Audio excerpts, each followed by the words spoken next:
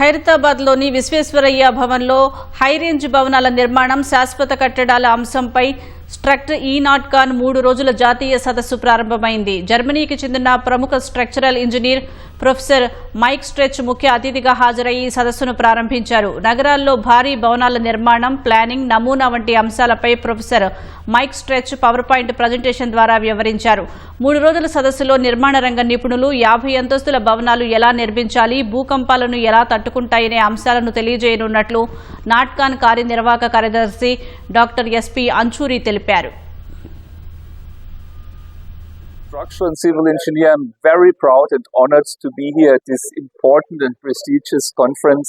And I think it's very important that we as engineers contribute to not only wealth and prosperity, but also to sustainability. We need clean air and we need recycling and reuse of our buildings. Thank you very much. ఈ particular నాట్కాన్ అనేది ఒక structural engineers conference అండి. ఇందులో దేశంలో ఉన్న చాలా ముఖ్యమైన ప్రముఖ స్ట్రక్చరల్ ఇంజనీర్స్ ఇక్కడ రావడం జరిగింది.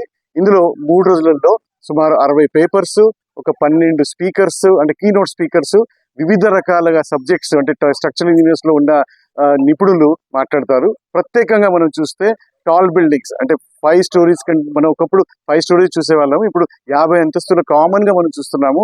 అయితే ఈ పెద్ద పెద్ద భవనాలు ఎర్త్ క్వేక్ రెజిస్టర్స్ కానీ, విండ్ రెజిస్టర్స్ కానీ ఒక సేఫ్ రెసిలియంట్ కావాలి అంటే ఎలా మనం చేయాలి?